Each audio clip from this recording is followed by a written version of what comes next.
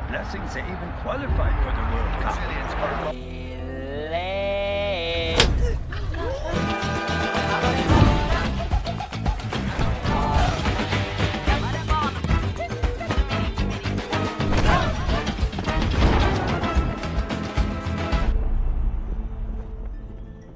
Selamat datang di alur cerita film Al-Fahri Telki. Berbicara soal sepak bola, apalagi Piala Dunia, tidak bisa lepas dari pembicaraan soal Brasil, terutama tentang pemain individual yang indah dari pemainnya.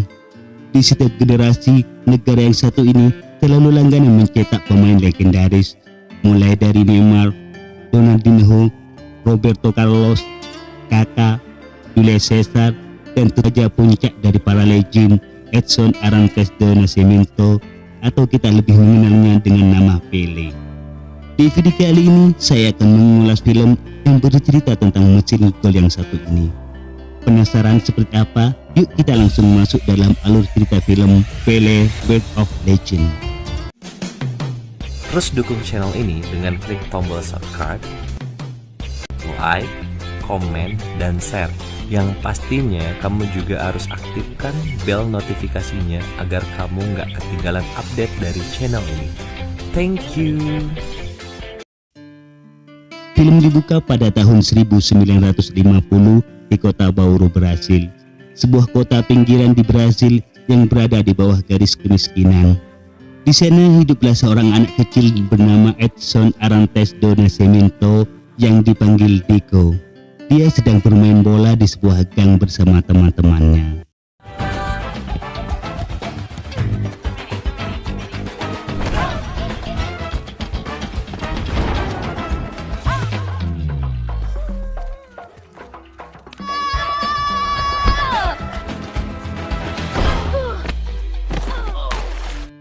Sesampainya di rumah, Dico dimarahi ibunya karena badannya kotor. Both go change and get back to shining shoes. Mama, what about the World Cup?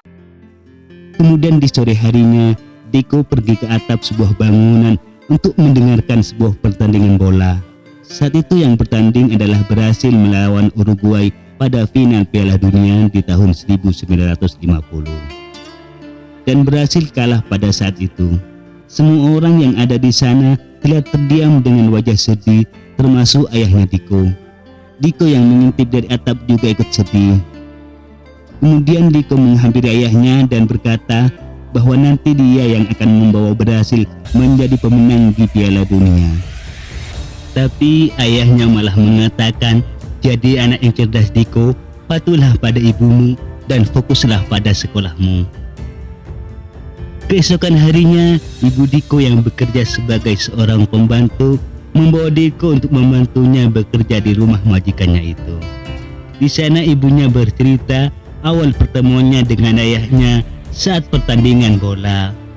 Dulu ayah Dico adalah seorang pemain bola profesional di zamannya, hingga pada suatu ketika ayah Dico mengalami cedera lutut sehingga harus meninggalkan impiannya dan kini dia bekerja sebagai seorang petugas kebersihan. Beberapa saat kemudian, anak majikan ibunya yang bernama Jose masuk ke dalam dapur setelah bermain bola bersama teman-temannya. Dico yang mendengar Jose membicarakan tentang klub De Santos yang sedang mencari pemain muda, Dico lalu bilang bahwa dia akan menjadi Pelé. Who the heck's Pelé? Goalkeeper for Vasco. Ternyata yang dia maksud adalah Bile, seorang kiper klub Vasco. Lalu anak orang kaya ini panggil Dico dengan sebutan Pelé. Akhirnya Dico keluar dari rumah itu dan mengambil lembaran tentang turnamen bola di daerah itu. Sepulangnya dari sana, dia mengajak teman-temannya untuk ikut dalam pertandingan itu. Di awal pertandingan, mereka seperti tidak biasa dengan bola betulan, karena selama ini hanya bermain dengan kain-kain yang dibuntal menyerupai bola. Tapi pada akhirnya mereka menang dan terus menang, hingga Dico sadar bahwa kemenangannya itu tidak ada yang peduli. Penonton lebih suka melihat pertandingan anak orang kaya yang bermain bola dengan lebih rapi. Anak orang kaya yang melihat Dico bermain tanpa sepatu, mereka menertawakan Dico dan teman-temannya. Diko dan teman-temannya yang ingin punya sepatu tapi tak punya uang untuk membeli, akhirnya mereka nekat mencuri kacang dan menjual di pasar. Saat Diko dan teman-temannya menjual kacang di pasar, kebetulan lewat anak orang kaya itu dan memanggil Diko dengan sebutan Pele. Diko yang kesal akhirnya berkelahi melawannya. Sementara di kejauhan, ayah Diko melihat perkelahian mereka. Sepulangnya, Diko ditanya oleh ibunya kenapa dia luka-luka. Diko berbohong kalau dia dipukuli gurunya di sekolah. Si ibu pun berniat menemui gurunya itu besok. Tapi ayahnya tiba-tiba berkata kalau dia saja yang menemui gurunya besok. Tibalah di hari pertandingan final di mana tim Diko melawan tim anak orang kaya. Sebelum pertandingan dimulai, sang komentator lalu menyebut Diko dengan sebutan Pele. Sementara uang hasil jualan kacang itu mereka belikan sepatu bola bekas. Tapi sepatu itu terlalu besar sehingga mereka tak bisa bermain bagus. Singkat cerita, menjelang akhir pertandingan, Diko dibantai tim anak orang kaya dengan skor 6-0. Diko yang kesal lalu membuka sepatu dan membuangnya. Semua penonton kecuali ayah Diko menertawakan Diko yang membuang sepatu. Diko lalu kembali bertanding sambil membayangkan sedang bermain bola bersama teman-temannya. Dengan aksi-aksinya, Diko membuat kagum seluruh penonton di sana.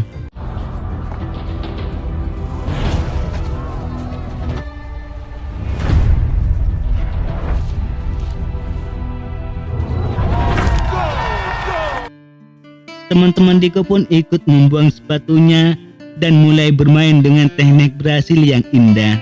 Dalam sekejap Pele mencetak gol terus, hingga akhir pertandingan mereka tetap kalah 6-5. Namun semua penonton memanggil nama Pele, bukti bahwa dia kalah dengan terhormat. Saat itu juga teman Diko melihat kalau ayah Diko diberi kartu nama oleh orang penting di sebuah klub. Orang itu bernama Waldemar De Brito. Namun saat dia ingin memberitahu hal itu pada Diko, ternyata mereka sedang dicari-cari oleh pemilik kacang yang mereka curi kemarin.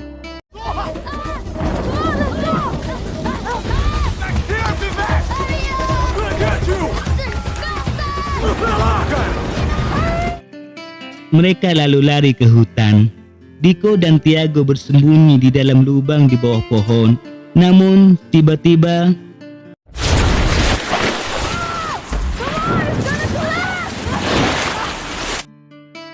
Diko berhasil keluar menyelamatkan diri, tapi Tiago tidak. Tiago tewas tertimbun tanah. Diko mengaku menyesal pada ibunya. Dia berjanji akan menjadi anak yang baik sejak saat itu. Di malam harinya, ayahnya Diko menunjukkan kartu nama Tuan Waldemar De Brito ke istrinya. Dia adalah orang pencari bakat sepak bola klub De Santos. Namun istrinya hanya menyimpan kartu nama itu dan menyuruh suaminya mengajak Diko bekerja. Akhirnya sehari-hari setelah pulang sekolah, Diko ikut ayahnya menjadi OB di rumah sakit. Diko mulai membersihkan urin pasien hingga menyikat WC. Tapi ayah Diko setiap istirahat makan mengajak Diko untuk berlatih bola dengan menggunakan mangga.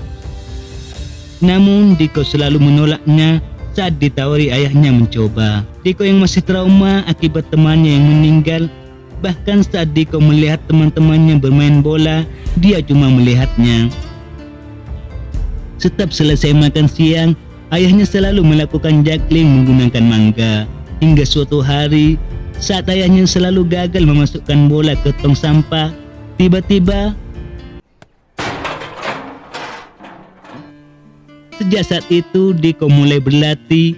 Awalnya Diko gagal karena mangga yang digunakan selalu pecah. Namun dia selalu mencoba hingga berhasil mengendalikan agar mangga itu tidak rusak. Hal itu dia lakukan bersama ayahnya hingga dia tumbuh dewasa. Hingga suatu saat, ibunya melihat suami dan anaknya sedang berlatih. Ibunya yang melihat semangat dan kegembiraan Diko saat berlatih, akhirnya luluh juga. dia kemudian menelpon Waldemar Di Brito untuk melihat anaknya berlatih. Diko dan ayahnya yang baru tiba di rumah mendapati Tuan Waldemar Di Brito telah berada di rumahnya. Tuan Waldemar Di Brito mengajak Diko untuk mencoba bermain sepak bola di klub De Santos. Diko pun senang karena akhirnya pikiran ibunya sudah terbuka akan sepak bola. Hingga tiba saatnya Diko pergi dari rumah menuju klub De Santos di kota tahun 1956. Pada saat latihan pertama, Diko dihina pelatihnya karena bermain menggunakan teknik jingga. Dan saat pengumuman pemain yang akan bermain di klub De Santos, Diko hanya masuk dalam daftar pemain termuda. Diko yang setiap berlatih menggunakan teknik jingga mendapat tekanan dari pelatihnya dan menganggap dengan teknik primitif seperti itu mereka akan kalah.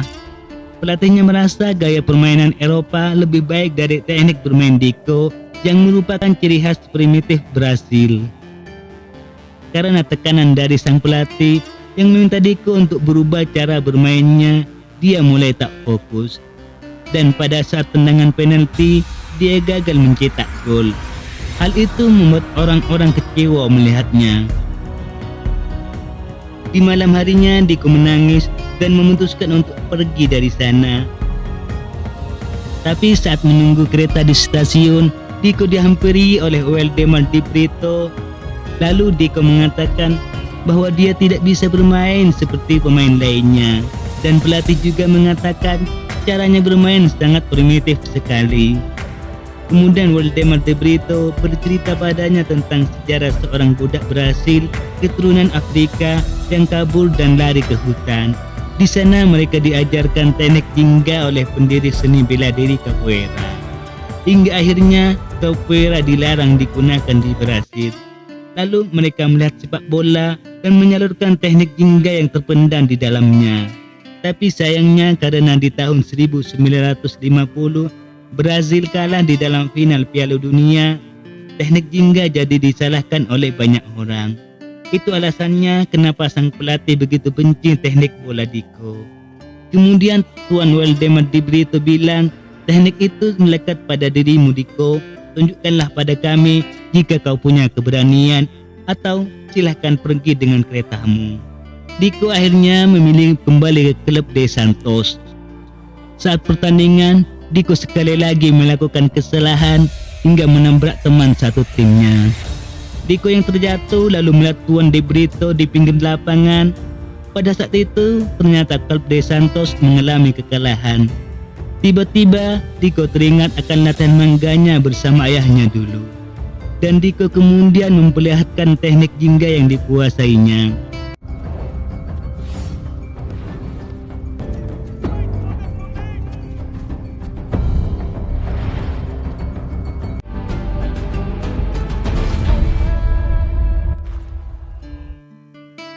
Diko berhasil mencetak gol, tapi dia malah dipanggil si pelatih. Dan mulai saat itu, sang pelatih mulai suka padanya. Diko pun terus menggunakan teknik-teknik yang belum pernah dilihat orang-orang sebelumnya dan membuat banyak gol yang indah. Diko lalu masuk ke tim junior dan kemudian masuk ke tim pro De Santos. Diko semakin menarik perhatian banyak orang dengan teknik jingganya. Pada saat liburan kompetisi, Diko kembali ke rumahnya. Dia pun memberi kejutan pada ibu dan ayahnya. Keesokan harinya ada pengumuman pemilihan timnas Brasil untuk Piala Dunia di tahun 1958. Dan saat namanya disebut sebagai pemain timnas Brasil termuda dalam sejarah, Diko sangat shock dan seakan tak percaya dengan semua itu. Saat akan kembali ke kota, ayahnya memberikan baju yang dibuat oleh temannya yang bertuliskan Pele. Diko lalu bilang bahwa Pele hanya ejekan dari anak orang kaya. Namun ayahnya bilang tidak, Pele itu adalah nama panggilan orang-orang padamu saat bermain bola dengan teknik jingga. Lalu ayahnya bercerita bahwa dia juga pemain bola dengan teknik jingga yang hebat. Namun saat keraguan akan teknik itu muncul, itu adalah akhir dari karir ayahnya. ayahnya cedera hingga pincang kakinya. Ayahnya berpesan pada Diko untuk tetaplah percaya pada Jingga walaupun orang menghina caramu bermain atau kau akan membahayakan dirimu sendiri. Saat pertemuan pemain yang akan membela Brazil di Piala Dunia, Diko bertemu lagi dengan anak orang kaya yang dulu selalu mengejeknya. Dia digadang-gadang memiliki gaya permainan persis seperti striker legendaris Italia. Saat wartawan menanyai apa gaya Jingga akan efektif dalam pertandingan di Piala Dunia nanti, Diko menjawab tapi langsung dipotong oleh pelatih. Dia mengatakan tidak akan mengembalikan gaya primitif itu lagi. Setelah acara pertemuan, Diko diminta secara paksa untuk tidak bermain dengan gaya Jingga. Karena tekanan sang pelatih, Diko pun menjadi ragu menggunakan teknik Jingganya dan tiba-tiba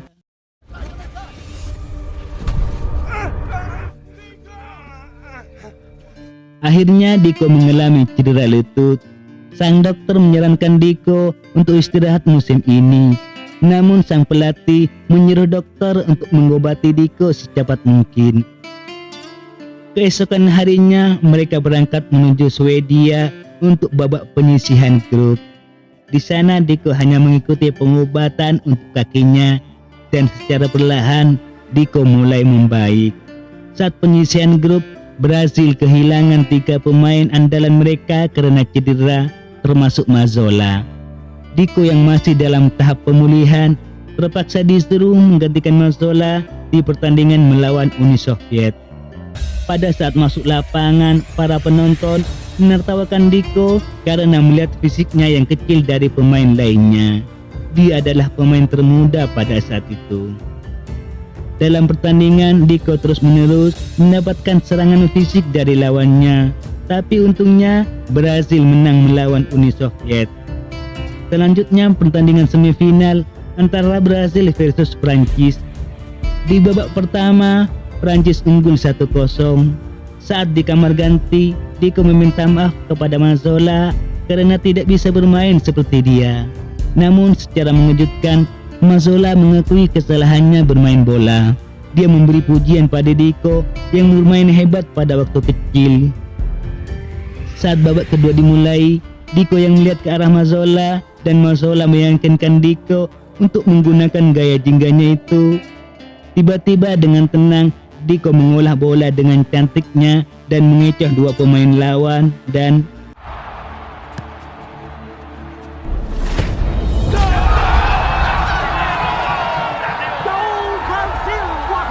Diko berhasil mencetak gol. Tidak lama setelah itu, Diko kembali mencetak gol lagi dan akhirnya hat-trick untuk Diko. Brazil pun mengamankan bangku final. Pada saat konferensi pers, pelatih Swedia yang menjadi lawan Brazil di final menghina para pemain Brazil yang dianggap cacat. Dia bilang ada tangannya yang hancur karena kecelakaan, ada juga yang cacat kakinya karena panjang sebelah, dan ada juga yang buta warna ditambah tidak memiliki jari. Pelatih Brazil yang tidak terima pun walk out dari konferensi pers itu. Saat teleponan dengan ayahnya bilang, semua orang mulai memanggilmu Pele. Sekarang adalah waktunya untuk Pele dan juga Jingga. Ayahnya juga bilang, tetaplah percaya pada dirimu sendiri dan beri inspirasi teman-temanmu. Lalu saat seluruh tim sedang makan, Diko mengajak mereka untuk mengiring bola sambil berjalan ke mercusuar di luar gedung. Pada awalnya tak ada satupun yang menghiraukannya, namun karena Mazzola menanggapinya, akhirnya yang lainnya juga ikut bersemangat. Mereka berpastel saling passing di sepanjang hotel. Sang pelatih yang melihat anak didiknya begitu ceria bermain bola tanpa aturan membuat dia terbuka pikiran akan gaya Jingga asli Brasil itu. Dia pun lalu masuk ke ruangan ganti baju dan memberi kebebasan untuk mereka bermain dengan teknik Jingga. Sang pelatih juga bilang, aku ingin dunia melihat Brasil, melihat jati diri kita. Aku tidak tahu apakah kita akan menang, yang aku tahu kita akan memperlihatkan pada dunia permainan yang indah. Tibalah hari pertandingan final, para komentator bola mulai memperkenalkan Diko ke dunia. Di awal babak pertama, Deco sangat dijaga ketat pemain Swedia yang mengakibatkan dia tidak bisa mengoptimalkan permainan jingganya itu. Dan Brasil pun kebobolan 1 gol. Hal itu membuat semua pendukungnya diam membisu. Tapi saat Deco melihat ke arah tribun penonton dan melihat ada bendera Brasil yang terpampang di sana, membuat semangatnya dia jadi membara. Dan mulailah Deco memainkan teknik jingganya dan berhasil mendapatkan 1 gol. Semuanya mulai bersorak melihat dan berhasil mendapatkan 1 gol lagi. Perlahan semua komentator mulai memuji pertandingan Brasil yang indah. Dan Brasil mendapatkan gol lagi dan 1 gol lagi dan lagi. Saat peluit tanda berakhirnya pertandingan berbunyi, skor saat itu menunjukkan Brasil unggul 5-2, yang berarti Brasil memenangkan Piala Dunia tahun 1958. Semua warga Brasil bersukacita, termasuk ayah Deco, dan sejak saat itu Deco lebih dikenal dengan nama panggilan Pele yang sampai sekarang melegenda di kancah persepak bolaan dunia. Dan setelah kemenangan Brasil di tahun 1958, jingga bukan lagi dianggap gaya primitif oleh orang-orang, malahan dianggap gaya permainan yang indah khas Brasil. Dan Deco yang sekarang lebih dikenal dengan nama Pele juga mendapatkan beberapa penghargaan dan memenangkan beberapa Piala Dunia lagi, dan film pun tamat.